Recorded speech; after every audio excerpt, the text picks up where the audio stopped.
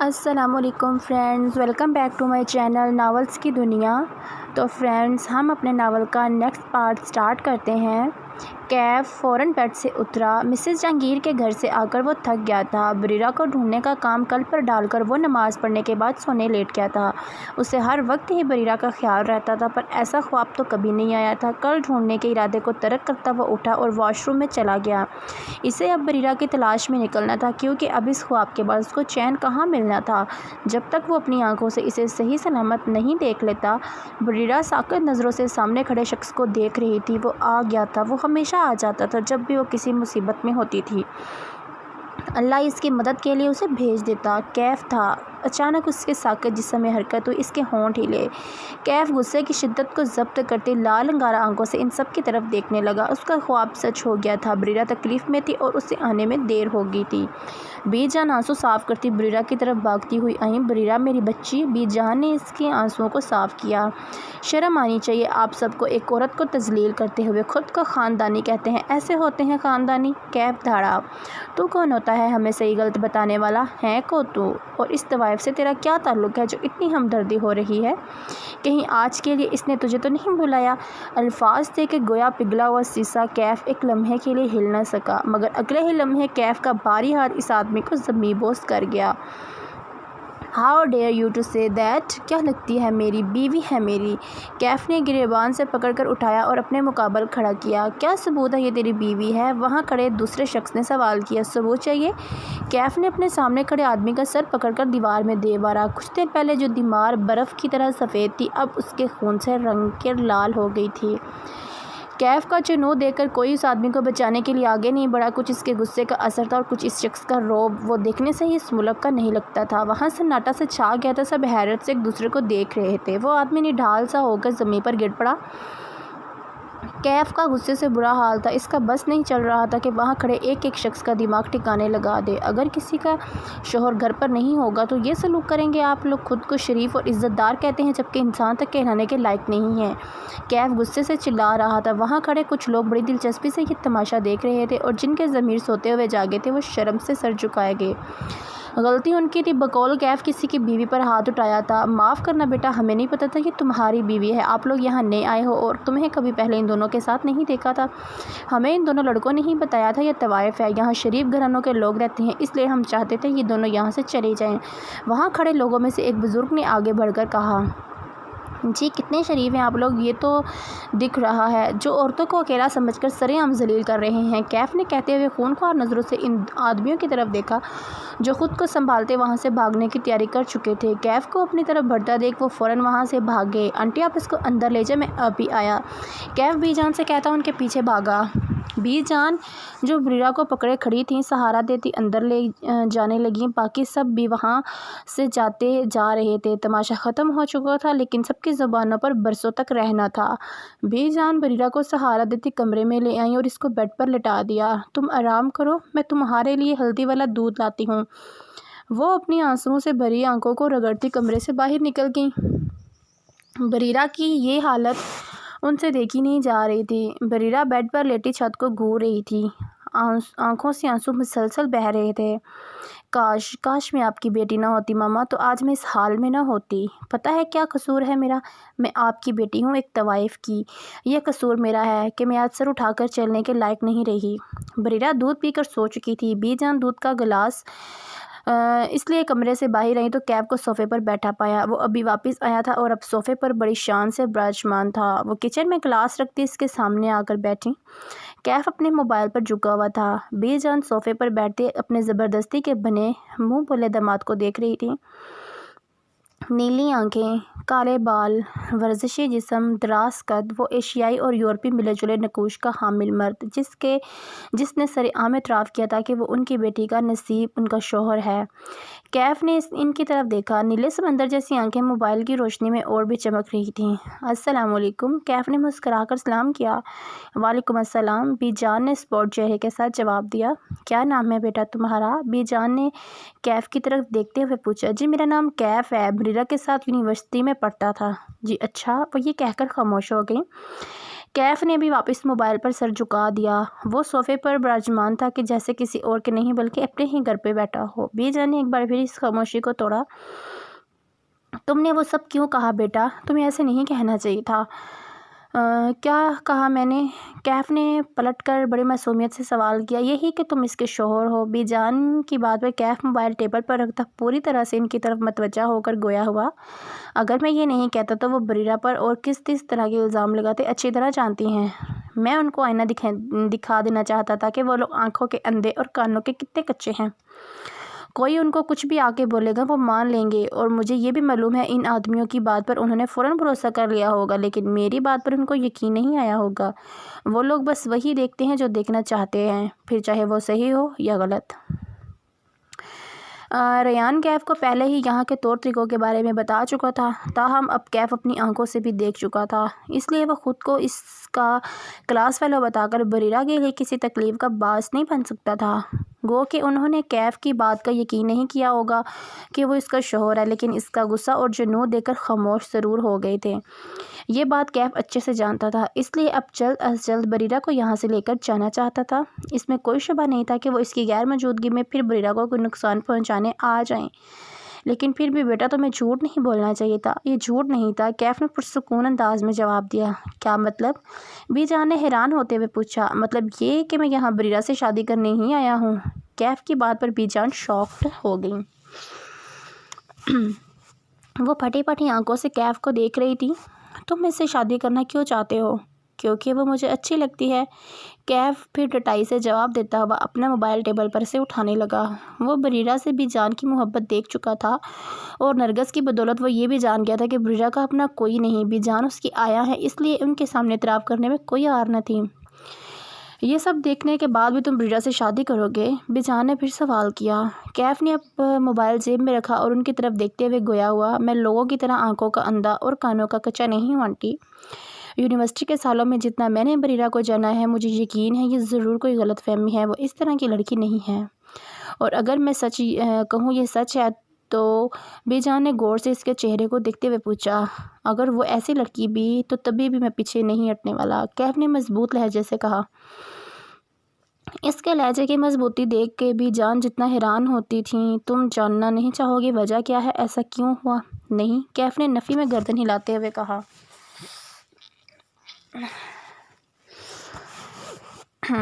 جو آپ پر یقین کرتے ہیں ان کو وضاحت کی ضرورت نہیں ہوتی، اور جن کو آپ پر یقین نہیں ہوتا وہ آپ کی وضاحتوں پر کیا یقین کریں گے؟ مجھے بریرہ پر پورا یقین ہے۔ ایک بار سن لو بیٹا، اس طرح تمہارے دل میں بریرہ کے لیے کوئی میل نہیں رہے گا، بی جان اسے سمجھاتے ہوئے بولی۔ میرے دل میں اب بھی اس کے لیے کوئی میل نہیں۔ کیف کی بات پر بی جان خاموش ہو گئیں۔ کیف ان کو خاموش دیکھ کر بولا، اگر آپ بتانا چاہتی ہیں تو ٹھیک ہے، میں سننے کے لیے تیار ہوں، لیکن آپ یقین کریں سچ چاہے کچھ بھی ہو، بریرہ کی عزت میری نظروں میں کم نہیں ہوگی۔ کیف سمجھ گیا تھا کہ وہ اس کو حقیقت کیوں بتانا چاہتی تھی۔ بالآخر وہ ان کی بیٹی سے شادی کرنا چاہتا ہے، اس لیے سچ سے واقف ہونا لازم تھا۔ بی جان کا چہرہ چمک اٹھا، وہ اس بات میں سر ہلاتی ساری بات بتانے لگی۔ ماضی گانے کی آواز پورے گھر میں گونج رہی تھی۔ گانے کے ایک ایک بول پر وہ تال سے تال ملاتی رقص کرنے میں لگی تھی کہ اچانک ڈب کی آواز آئی اور پورے کمرے میں سناٹا چھا گیا۔ اس کے اوپر اٹھے ہاتھ اوپر ہی رہ گئے، ایک ٹانگ زمین پر اور دوسری ہوا میں جھول رہی تھی۔ اس نے چوڑا چہرہ موڑ کر کھا جانے والی نظروں سے پیچھے کھڑے شخص کو دیکھا جو اسپیکر کا پلگ نکال چکا تھا۔ وہ ہاتھ نیچے کرتی سیدھی کھڑی ہوئی اور پھاڑ کھانے والی انداز میں بولی، you are being unreasonable mister Ahmed. کیوں بند کیا اسپیکر؟ مجال ہے جو کبھی نماز بھی پڑھ لو، ہر وقت شیطان سوار رہتا ہے تم پر، جب دیکھو ناچنے گانے میں لگی ہوتی ہو۔ تمہارا یہ ناچنے گانے کا شوق کسی دن بھاری پڑ جائے گا تمہیں آمنہ۔ تم اپنی بکواس اپنے پاس رکھو، پتہ نہیں میرے ماں باپ نے کیا دیکھ کر تم سے میرا نکاح کرا دیا، تم ایک انتہائی خشک اور نامعقول انسان ہو۔ وہ کھا جانے والی نظروں سے احمد کو گھورتے ہوئے بولی، تم سے تو بات کرنا بیکار ہے، خیر یہ بتاؤ چچی کہاں ہے؟ وہ اس کے گوری کو نظر انداز کرتے ہوئے پوچھنے لگا، پڑوس میں گئی ہیں، وہ منہ بناتے ہوئے بولی۔ ٹھیک ہے، وہ کہتا ہوا پلٹ گیا۔ اس کو جاتا دیکھ آمنہ فوراً اس کے پیچھے بھاگی۔ سنو میری بات تو سنو احمد۔ وہ رک کر اس کی طرف دیکھنے لگا۔ کیا ہے؟ بنوئے اٹھا کر پوچھا۔ آمنہ اس کے سامنے آ کر کھڑے ہو گئی اور اس کے گردن میں بازو حمائل کیے۔ احمد اس کے انداز پر حیران رہ گیا، جو ابھی تھوڑی دیر پہلے اس سے آنکھوں ہی آنکھوں میں نکلنے کا ارادہ لیے ہوئے تھی، اب اتنی مہربان مہربانی حیران ہونا بنتا تھا۔ کیا ہوا؟ احمد نے نرمی سے پوچھا۔ احمد نے ایک آبرو اٹھا کر پوچھا۔ احمد کل میں یونیورسٹی نہیں جاؤں گی، ٹھیک ہے مت جاؤ، وہ اس کی آنکھوں میں دیکھتا ہوا بولا۔ نہیں مطلب میں، ارے کیا ہوا بولو بھی؟ احمد ہنوز اس کی آنکھوں میں دیکھ رہا تھا۔ وہ تم نہ کل مجھے یونی کے باہر چھوڑ دینا، وہاں سے میں اپنی فرینڈ کے ساتھ اس کے گھر چلی جاؤں گی۔ تمہیں پتہ ہے اس کی بہن کیا ڈانس کرتی ہے؟ اس نے مجھے موبائل میں اپنی بہن کا ڈانس دکھایا ہے اور میرے لیے اپنی بہن سے بات بھی کر لی ہے، وہ مجھے سکھانے کے لیے تیار ہے۔ اور پھر تم دیکھنا میں لائبہ کی شادی میں کیا رقص کرتی ہوں، سونیا تو چل ہی جائے گی۔ آمنہ جوش میں آ کر اسے بتا رہی تھی اور احمد پھٹی پھٹی آنکھوں سے اس کا چہرہ دیکھ رہا تھا۔ وہ کیسے بھول گیا تھا کہ وہ اتنی مہربانی صرف مطلب کے وقت پر ہی دکھاتی ہے، ورنہ بغیر کسی مطلب کے وہ اس کے لیے خشک انسان تھا۔ کوئی ضرورت نہیں ہے کہیں جانے کی، گھر بیٹھو سمجھی؟ وہ اس کو آنکھیں دکھاتا ہوا بولا۔ دیکھو احمد، میں کوئی کام تمہاری اجازت کے بغیر نہیں کرتی، اس لیے منع نہیں کرو پلیز۔ وہ آنکھیں مٹکا کر بولی۔ وہ واقعی کوئی کام کرنے سے پہلے احمد سے ضرور پوچھتی تھی، مگر احمد اجازت دے یا نہ دے آمنہ وہ کام کر کے ہی چھوڑتی تھی، لیکن احمد کو بتا کر گواہ ضرور بنا دیتی تھی تاکہ اماں کے جوتے پڑنے سے پہلے ہی وہ اسے بچا لے۔ بالکل بھی نہیں آمنہ، اور تم سے کس نے کہا کہ میں لائبہ کی شادی میں تمہیں یہ ڈانس وغیرہ کرنے دوں گا؟ وہ غصے سے اسے دیکھ رہا تھا۔ دیکھو احمد، زیادہ فری نہیں ہو، تمہیں بتانے کا مطلب یہ نہیں ہے کہ تم مجھ پر پابندی لگاؤ۔ ویسے بھی میں کون سا اسٹیج پر پرفارمنس کر رہی ہوں جو تم غصہ کر رہے ہو؟ ہم لڑکیاں ہی تو ہوں گی، گھر میں مہندی کی رسم ہے، گھر میں ہی ہے۔ وہ اس کے غصے کو دیکھ کر فوراً بولی۔ دیکھو احمد، منع نہیں کرو نا پلیز، صرف فرینڈ کے ہی یہاں ہی تو جانا ہے، دن میں ان کے گھر کوئی آدمی بھی نہیں ہوتا پلیز۔ آمنہ کے اس طرح بولنے پر احمد پگھل گیا اور اجازت دے دی۔ ٹھیک ہے، پر میں ہی تمہیں اس کے گھر چھوڑ دوں گا، مجھے اس کا ایڈریس دے دینا۔ مجھے اس کے گھر کا ایڈریس نہیں معلوم، وہ مجھے یونیورسٹی سے پک کر لے گی اور واپس وہیں چھوڑ دے گی۔ تم یونی سے ہی پک کر لینا مجھے۔ تو وہ تمہیں گھر آ کر کیوں نہیں لے جاتی؟ میرے گھر کا راستہ لمبا پڑے گا یونی سے، اس کا گھر قریب ہے۔ ٹھیک ہے، جلدی آنا، دیر مت کرنا، احمد نے فکر مند ہوتے ہوئے کہا۔ ہاں ٹھیک ہے۔ وہ بے نیازی سے ہاتھ ہلاتی وہاں سے نکل گئی اور احمد تعصب سے اسے جاتا دیکھ رہا تھا۔ یہ کبھی نہیں سدھر سکتی۔ فرقان ملک اور حمزہ ملک دونوں سگے بھائی تھے۔ فرقان ملک کے 2 بچے تھے، ایک احمد اور دوسری چھوٹی بیٹی ماہنور۔ آمنہ حمزہ ملک کی ایک اکلوتی اولاد تھی۔ احمد کی عمر 13 سال تھی، جبکہ آمنہ 10 اور ماہنور 6 سال کی تھی۔ آمنہ کے 10 سال کے ہوتے ہی اس کا نکاح احمد سے کرا دیا تھا۔ دونوں بھائیوں میں اتنی محبت تھی کہ اپنے بچوں کی شادی آپس میں ہی کروا دی۔ دن ہنسی خوشی گزرتے رہے۔ ایک دن ماہنور کو شدید بخار نے اپنی لپیٹ میں لے لیا۔ کئی ڈاکٹرز کو دکھانے کے باوجود بخار کم ہی نہیں ہو رہا تھا۔ طبیعت بگڑتی جا رہی تھی کہ اچانک 6 سال کی عمر میں وہ سب کو روتا چھوڑ کر دنیا سے رخصت ہو گئی۔ فرقان صاحب اور ان کی بیگم عائشہ بیٹی کے غم میں اداس رہنے لگے، لیکن آمنہ نے اپنے شرارتی پن سے ان کی اداسی کو کچھ حد تک کم کر دیا تھا۔ وہ ماہنور کی جگہ تو نہیں لے سکتی تھی، لیکن ان کی اداسی کو کم ضرور کر دیا تھا۔ کچھ سال ہی گزرے تھے۔ فرقان صاحب اور عائشہ بیگم کو اللہ نے حج کی سعادت نصیب فرمائی، پر حج کے دوران دونوں خالق حقیقی سے جا ملے اور ایک پل میں احمد یتیم ہو گیا۔ خوشیوں سے بھرا خاندان غموں کی نظر ہو گیا تھا۔ حمزہ صاحب اپنے بڑے بھائی بھابھی کا غم برداشت نہیں کر پا رہے تھے۔ بھائی کی محبت اتنی تھی کہ وہ بیمار رہنے لگے تھے۔ چھوٹی چھوٹی بیماریوں سے وہ کینسر جیسی مہلک بیماری میں مبتلا ہو گئے اور ایک دن وہ بھی اپنے پیچھے بیوی، بیٹی اور بھتیجے کو روتا چھوڑ کر چلے گئے۔ فاطمہ بیگم نے بیٹی اور بھتیجے کی پرورش میں کوئی کسر نہیں چھوڑی تھی، دن رات محنت کر کے انہیں پڑھایا لکھایا۔ احمد کا بھی کل کائنات وہ دونوں ماں بیٹی ہی تھی۔ حمزہ صاحب کے جانے کے بعد وہ آمنہ کا بہت خیال رکھنے لگا تھا۔ آمنہ کے منہ سے نکلی ہر بات پوری کرتا، اس کا فرض بن جاتا تھا اور اسی پیار کا اکثر آمنہ ناجائز فائدہ اٹھا جاتی تھی، لیکن فاطمہ بیگم بھی اسے قابو میں رکھتی تھی۔ جہاں احمد اسے ڈھیل دیتا تھا وہ اس کی رسی کس دیتی تھیں۔ آمنہ کو ہمیشہ سے ہی ایکٹنگ، ڈانسنگ اور سنگنگ کا شوق تھا۔ اسکول لائف سے لے کر وہ کالج، یونیورسٹی کے تمام ایسے کمپٹیشن میں حصہ لے لیتی اور جیتی بھی تھی، پر آمنہ نہیں جانتی تھی یہ شوق اس کی زندگی میں کیا طوفان لانے والا ہے۔ احمد نے گاڑی کو یونی کے گیٹ کے باہر روکا اور گھڑی میں ٹائم دیکھتے ہوئے گویا ہوا، جب تک تمہاری دوست نہیں آتی میں ادھر ہی انتظار کر رہا ہوں۔ نہیں تم جاؤ، تمہیں آفس کے لیے دیر ہو جائے گی، وہ بس آنے والی ہوگی۔ آمنہ نے فوراً کہا۔ Are you sure? احمد نے اس کی طرف دیکھا۔ ہاں تم جاؤ، فکر نہیں کرو، وہ بس آتی ہوگی، اس کا میسج آ گیا تھا، وہ گھر سے نکل گئی ہے، وہ اب پہنچنے والی ہوگی۔ ٹھیک ہے پھر میں چلتا ہوں، اپنا خیال رکھنا، یونی کا ٹائم ختم ہونے پر میں اسی جگہ پک کرنے آ جاؤں گا۔ ہاں ٹھیک ہے، اللہ حافظ، وہ مسکرا کر کہتی گاڑی سے اتر گئی۔ احمد بھی گاڑی بڑھاتا نکل گیا۔ آمنہ آمنہ کو وہاں کھڑے 10 منٹ ہی ہوئے ہوں گے جب ایک بلیک کلر کی کار اس کے سامنے آ کر رکی۔ گاڑی کا دروازہ کھول کر ایک ماڈرن سی لڑکی اس میں سے اتری اور چلتی ہوئی آمنہ کے سامنے آئی۔ ہائے بیوٹی، اس نے مسکرا کر کہا۔ 10 منٹ سے تمہارا انتظار کر رہی ہوں انوشے، اور تم اب آ رہی ہو؟ آمنہ نے خفگی سے کہا، یار بس تھوڑی دیر ہو گئی، خیر اب چلو جلدی، ممی تمہارا انتظار کر رہی ہیں، پھر انہیں شوٹنگ پر بھی جانا ہے۔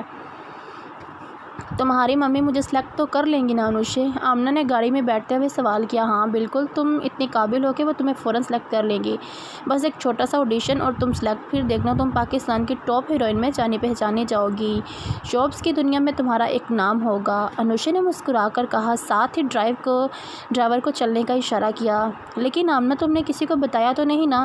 وہ کیا ہے نا، ہم ایسے چانس کسی کو دیتے ہیں، اور تم ہو بھی کافی ٹیلنٹڈ، اس لیے اپنی ممی سے تمہیں چانس دینے کی بات کی، لیکن ایسے فیور ہر کسی کو نہیں دیتے، اگر کسی کو پتہ چل گیا تو سب لڑکیاں ایک چانس کے لیے پیچھے پڑ جائیں گی، تم سمجھ رہی ہو نا؟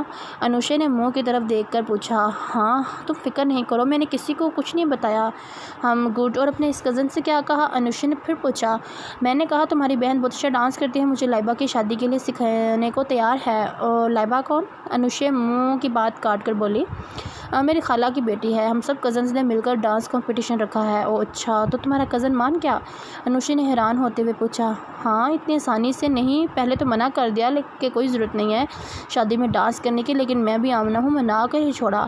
آمنہ نے فخر سے کہا، ہاں اس بات میں کوئی شک نہیں ہے، تم کچھ بھی کر سکتی ہو۔ انوشے نے مسکرا کر اس کو دیکھ کر کہا، ہاں وہ تو ہے، بس ایک دفعہ میں سلیکٹ ہو جاؤ پھر گھر میں بتاؤں گی، اگر پہلے بتا دیتی تو یونی جانا بھی بند کر دیتا میرا، جب دیکھو پابندی لگاتا رہتا ہے، آمنہ نے منہ بسوڑ کر کہا۔ انوشے کو اس کے انداز پر ہنسی آ گئی، وہ دونوں باتیں کر رہی تھی جب گاڑی ایک گھر کے سامنے جا کر رکی۔ گاڑی کیوں رک گئی؟ آمنہ نے انوشے سے پوچھا۔ کیونکہ گھر آ گیا اور ملازم دروازہ کھول رہے ہیں۔ دروازہ کھلتے ہی گاڑی اندر بڑھ گئی۔ آمنہ تو حیران رہ گئی تھی کیونکہ انوشے کا گھر نہیں محل تھا۔ آمنہ بھی ایک بزنس مین کی بیٹی اور بیوی تھی، پر ایسے گھر میں تو وہ بھی نہیں رہتی تھی۔ انوشے آمنہ کو آنکھوں میں حیرت دیکھ کر مسکرا دی۔ کتنا خوبصورت گھر ہے تمہارا، آمنہ نے رشک سے کہا۔ اندر تو چلو، اندر سے اور بھی زیادہ خوبصورت ہے، انوشے نے کہتے ہوئے اندر کی طرف قدم بڑھا دیے۔ آمنہ بھی اس کے پیچھے چل دی۔ اندر آ کر آمنہ ایک جائزہ لے رہی تھی، وہ واقعی اندر سے بے حد خوبصورت تھا۔ آمنہ کی نظر ایک کمرے پر پڑی، وہاں دروازے کی آڑ میں ایک لڑکی کھڑی تھی۔ آمنہ کے دیکھنے پر اس نے فوراً دروازہ بند کر لیا، عجیب ہے، آمنہ منہ بناتی سوچ کے رہ گئی۔ انوشے اسے صوفے پر بٹھا کر ایک کمرے کی جانب بڑھ گئی۔ آمنہ وہاں بیٹھی اس کا انتظار کرنے لگی جب ایک ملازم ہاتھ میں ٹرے پکڑے اس کے سامنے آیا اور ٹرے کو ٹیبل پر رکھ دیا۔ انوشے کہاں ہے؟ آمنہ نے ملازم کی طرف دیکھ کر پوچھا۔ وہ ابھی آ رہی ہیں، تب تک اب جوس لیں۔ آمنہ نے اس بات میں سر ہلا کر گلاس اٹھا لیا، ابھی اس نے 2 گھونٹ ہی لیے تھے کہ اس کا سر بھاری ہونے لگا، سب دھندلا دھندلا نظر آ رہا تھا، وہ بمشکل ہی اپنی آنکھیں کھول پا رہی تھی، اور دیکھتے ہی دیکھتے وہ بے ہوش ہو گئی اور صوفے پر گر گئی۔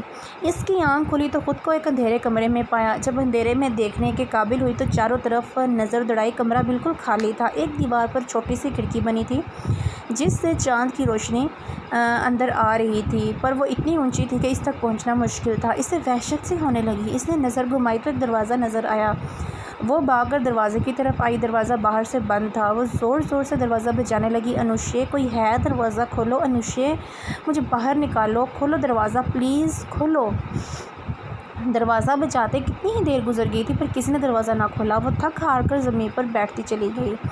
اسے اس جگہ سے وحشت ہو رہی تھی، بے بسی کے مارے رونا آ رہا تھا، گھر والوں کی فکر الگ ہو رہی تھی، وہ صبح کے گھر سے نکلی تھی اور اب رات ہو رہی تھی، میں کہاں پھنس گئی؟ احمد مجھے ڈھونڈ رہا ہوگا، اور ماما انہوں نے تو رو رو کر اپنی حالت خراب کر لی ہوگی، اوف اللہ میری مدد فرما۔ آمنہ نے چہرہ اٹھا کر اوپر دیکھا، تبھی دروازے کے باہر سے چھن چھن کی آوازیں آنے لگیں، وہ فوراً سیدھی ہو کر کھڑی ہوئی تو ڈر کے پیچھے چلی گئی۔ دروازہ کھلا اور اڈیر عمر خاتون اندر آئیں، ان کے پیچھے ایک لڑکی بھی تھی، اندھیرے کی وجہ سے وہ واضح دیکھ نہیں پا رہی تھی، وہ دونوں چلتی ہوئی اس کے سامنے آئیں، چاند کی مدھم روشنی میں ان کے چہرے تھوڑے واضح ہوئے، تبھی آمنہ کے منہ سے نکلا، انوشے۔ انوشے مسکرائی، ہاں میں، اس کے چہرے پر شیطانی مسکراہٹ تھی۔ آمنہ غور سے اس کو دیکھنے لگی، لمبا گھیرے دار فراک، پاؤں میں گھنگھرو پہنے، چہرے پر بے تحاشا میک اپ لگائے، وہ زیورات سے سجی دجی کہیں سے بھی صبح والی انوشے نہیں لگ رہی تھی۔ یہ سب کیا ہے انوشے، یہ کیا ہو رہا ہے، مجھے کیوں بند کر رہا ہے یہاں؟ آمنہ نے روحانسی ہو کر کہا، ارے تمہیں ابھی تک سمجھ نہیں آیا کیا ہو رہا ہے؟ چلو کوئی بات نہیں، میں تمہیں بتاتی ہوں کیا ہو رہا ہے۔ یہ دیکھو، دیکھ رہی ہو نا، پتہ ہے کون سی جگہ ہے؟ آمنہ نے الجھ کر نفی میں سر ہلایا۔ یہ نور جہاں کا کوٹہ ہے بی بی۔ اس بار وہ عورت اپنی کرخت آواز میں گویا ہوئی۔ آمنہ ایک لمحے کے لیے سن ہو گئی۔ اس کو اپنے کانوں پر یقین نہیں آ رہا تھا۔ اسے لگا شاید اس نے کچھ غلط سنا۔ کیا ہے؟ آمنہ مشکل ہی بول پائی۔ یہ میرا نور جہاں کا کوٹہ ہے آمنہ خاتون۔ اپنے کوٹے پر ہم آپ کو خوش آمدید کہتے ہیں۔ نور جہاں نے چہرے پر شیطانی مسکراہٹ سجا کر کہا۔ نہیں، مجھے جانا ہے، ہاں مجھے جانا ہے۔ آمنہ کا ذہن معاف ہو رہا تھا، کچھ سمجھ نہیں آ رہا تھا آخر اس کے ساتھ ہو کیا رہا ہے۔ اسے لگا وہ کوئی خواب دیکھ رہی ہے، ایک برا خواب جو آنکھ کھلنے پر ختم ہو جائے گا، پر وہ خواب نہیں تھا، حقیقت تھی، ایک خوفناک حقیقت۔ آمنہ نے اپنے قدم دروازے کی طرف بڑھائے، وہ یہاں سے بھاگ جانا چاہتی تھی، تبھی انوشے اس کے سامنے آئی۔ ہاں کہاں؟ ہاں مجھے جانا ہے، مجھے جانے دو۔ مما اور احمد میرا انتظار کر رہے ہوں گے۔ احمد تو پاگلوں کی طرح مجھے ڈھونڈ رہا ہوگا۔ ہاں انوشے وہ ڈھونڈ رہا ہوگا، مجھے جانے دو۔ آمنہ کی بات پر استحضائیہ مسکراہٹ انوشے کے چہرے پر آئی۔ نہ آمنہ بی بی، اتنی محنت کی آپ کو یہاں لانے میں، کتنے پاپڑ بیلنے پڑے ہیں تم ٹرپ کرنے کے لیے، اور تم جانے کی بات کر رہی ہو؟ انوشے نے کہتے ہوئے آمنہ کو دھکا دیا اور وہ زمین پر جا گری۔ بہت شوق ہے نا تمہیں ناچنے گانے کا؟ ہاں۔ آمنہ آنسو بہاتی اسے دیکھ رہی تھی۔ یونیورسٹی میں اسٹوڈنٹس کو گانے سنا کر داد وصول کرنے کا بہت شوق تھا نا؟ یہاں تمہاری قدردانی کے لیے بہت آئیں گے، دل کھول کر ناچنا گانا، تمہیں کوئی کچھ نہیں کہے گا۔ ویسے اتنا بھی مشکل نہیں تھا تمہیں ٹرپ کرنا، ایک ناچنے گانے کی شوقین لڑکی کو ہیروئن بننا ہے نا؟ یہاں بہت آئیں گے تمہیں ہیروئن بنانے، وہ خباثت سے کہتی آمنہ کے سامنے آ کر بیٹھی۔ افسوس لائبہ کی شادی میں تم ڈانس نہیں کر سکو گی، لیکن یہاں تمہیں پورا موقع ملے گا۔ پلیز انوشے، اللہ کا واسطہ رحم کرو۔ چپ، ابھی ہیروئن بننے کا بھوت سوار تھا، اب ایک دم پارسا بن گئی۔ واقعی داد دینی پڑے گی بھائی، بہت بڑی ڈرامے باز ہے تو۔ یہ کہتے ہی انوشے اٹھی اور ایک زوردار لت آمنہ کے پیٹ پر ماری۔ آمنہ درد سے تڑپ اٹھی۔ اس پر نظر رکھنا اور کوئی اس کے کمرے کی طرف نہ آئے جب تک اس کی عقل ٹھکانے نہیں آتی۔ بے فکر رہے نور بیگم، یہ یہاں سے ویسے بھی نہیں بھاگ سکتی، اس کو یہاں کے راستے تک نہیں پتہ۔ انوشے کی بات پر آمنہ کو یاد آیا کہ وہ واقعی یہاں کے راستوں کے بارے میں نہیں جانتی۔ انوشے سارے راستے اسے باتوں میں لگا کر آئی تھی، اس لیے آمنہ نے راستوں کی طرف دھیان ہی نہ دیا۔ وہ دونوں کمرے سے باہر نکل گئیں، دروازہ ایک بار پھر بند ہو گیا۔ آمنہ وہیں اپنا پیٹ پکڑ کر زمین پر بیٹھی آنسو بہاتی رہی۔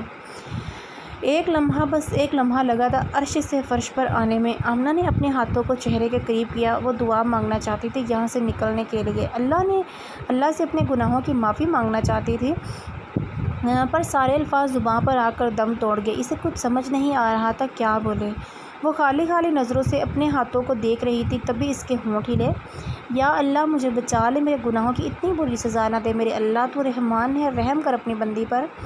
وہ وہاں بیٹھی کتنی ہی دیر دعا مانگتی رہی، پھر اٹھ کر دروازے کی طرف آئی اور دروازہ بجاتے ہوئے مدد کو پکارنے لگی، لیکن نہ کسی نے آنا تھا، نہ کوئی آیا۔ اس کی دعاؤں کو عرش پر پہنچنے سے پہلے ہی لٹا دیا گیا تھا۔ وہ وہیں روتی بلکتی رہی، اپنے لیے رہائی مانگتی رہی، موت مانگتی رہی، پر اس کی کسی دعا کو قبول نہیں کیا گیا۔ قیامت کی رات تھی جو آمنہ کو عذاب میں مبتلا کر گئی۔ آمنہ کمرے سے باہر نکلی تو بیٹھک اندھیرے میں ڈوبا ہوا تھا۔ رات میں تقریباً آدھی سے زیادہ لڑکیاں مہمان خانوں میں جا چکی تھیں۔ آمنہ اپنی طبیعت خراب کا بہانہ بنا کر اپنے کمرے میں ہی ٹھہر گئی تھی۔ نور جہاں کا اعتماد حاصل کر لیا تھا، اس لیے نور جہاں نے بھی آرام کرنے دیا۔ وہ آگے بڑھتی نور جہاں کے دروازے کے سامنے آ کر دروازہ بجانے لگی۔ آج انوشے نے رات باہر گزارنی تھی، اس لیے آج موقع صحیح تھا یہاں سے بھاگ جانے کا، ورنہ انوشے کی ہر وقت کی نظر میں وہ کچھ نہیں کر پاتی تھی۔ آمنہ نور جہاں کی اتنی خاص ہو گئی تھی ایک مہینے میں کہ انوشے سے برداشت نہیں ہوتا تھا۔ آمنہ کے کسی بھی غلطی کو رنگے ہاتھوں پکڑنے کے لیے ہر وقت نظر رکھتی تھی، لیکن آمنہ نے بھی یہ موقع ہاتھ نہیں لگنے دیا۔ آمنہ کھڑی دروازے کے کھلنے کا انتظار کر رہی تھی، تبھی پیچھے سے کسی نے اس کے کندھے پر ہاتھ رکھا۔ اس نے پیچھے مڑ کر دیکھا تو نور جہاں ہی تھی۔ یہاں کیا کر رہی ہے لڑکی؟ تیری تو طبیعت خراب تھی نا، آرام کر جا کے۔ جی نور جہاں بیگم، لیکن ہمیں آپ سے ضروری بات کرنی ہے، اس لیے آنا پڑا۔ آمنہ نور کو دیکھ کر گڑبڑا گئی تھی، یکدم سنبھل کر گویا ہوئی۔ ایسی کیا بات ہے جو رات کے اس وقت کرنے آئی ہو؟ وہ حیران ہوئی۔ بہت ضروری بات ہے نور بیگم، کوئی آپ کو دھوکہ دینے جا رہا ہے، اس کے بارے میں بتانے آئی ہوں۔ آمنہ نے رازداری سے کہا۔ کیا؟ کون ہے؟ کس میں اتنی ہمت ہے یہ گستاخی کرنے کے بارے میں سوچنے کی بھی؟ کون ہے وہ گستاخ؟ ہم وہ حشر کریں گے، روح تک کانپ جائے گی۔ وہ گررائی۔ اندر چلے، یہاں کھڑے ہو کر نہیں بتا سکتی، اندر چل کر بات کرتے ہیں۔ ہاں ٹھیک ہے آؤ۔ وہ آمنہ کو پیچھے آنے کا کہہ کر اندر کمرے میں چلی گئیں۔ آمنہ بھی ان کے پیچھے چل دی۔ وہ کمرے میں آئے تو آمنہ نے کمرہ لاک کر دیا اور نور جہاں کی طرف دیکھا جو اپنے بیڈ کی چادر ٹھیک کرنے میں لگی تھیں۔ آمنہ ان کے پیچھے آ کر کھڑی ہو گئی۔ ہاں لڑکی اب بتا کون ہے؟ نور جہاں سوال کرتی اس کی طرف مڑی گئی۔ آمنہ نے رومال ان کے منہ پر رکھ دیا۔ نور جہاں ان سب کے لیے تیار نہ تھی، مزاحمت کرتی ہاتھ پر چلانے کی کوشش کرنے لگی لیکن دوا کے اثر سے فوراً ہی بے ہوش ہو گئی۔ آمنہ نور کو چھوڑ کر آگے بڑھی اور دیوار کے ساتھ لگی ٹیبل کو ہٹانے کی کوشش کرنے لگی۔ ٹیبل خاصی بھاری تھی، اکیلے آمنہ کے بس کی بات نہ تھی، تبھی دو ہاتھوں نے اس کی مشکل آسان کی۔ آمنہ نے چہرہ اٹھا کر دیکھا تو زینب تھی جو اسے دیکھ کر مسکرانے لگی۔ تم اندر کیسے آئی؟ میں نے تو لاک لگا دیا تھا۔ آمنہ نے حیران ہو کر پوچھا۔ ایسا کوئی لاک نہیں جو میں نہ کھول سکوں، زینب نے فخر سے کہتے ہوئے دوسری چابی آمنہ کے سامنے کی۔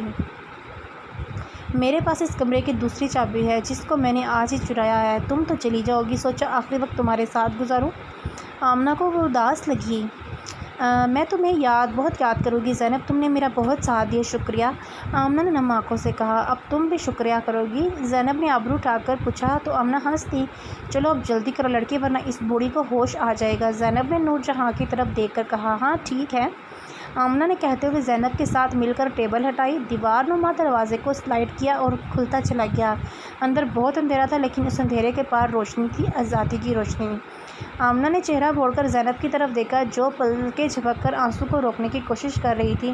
تم بھی چلو زینب، یہاں کچھ نہیں رکھا۔ زینب نے نفی میں سر ہلایا۔ باہر بھی اب کچھ نہیں آمنہ، تم جاؤ، میں اللہ سے دعا کروں گی تمہاری مشکلوں کو آسان کر دے۔ I am going to miss you Zainab, میں بھی تمہیں بہت مس کروں گی، زینب نے کہتے ہوئے آمنہ کو گلے لگایا۔ کچھ دیر بعد الگ ہوتے ہوئے پھر گورایا ہوئیں۔ اپنا خیال رکھنا آمنہ، اور یہ بیگ اور چادر لے لو، پتہ نہیں باہر تمہیں کچھ کھانے کو ملے گا یا نہیں۔ میں نے بیگ میں کھانا اور سب ضروری سامان رکھ دیا ہے، اور یہ چادر اوڑھ لو تاکہ تمہیں کوئی پہچان نہ سکے۔ آمنہ نے اس بات میں سر ہلاتے ہوئے سب سامان تھام لیا۔ تم بھی اپنا خیال رکھنا، اللہ حافظ زینب۔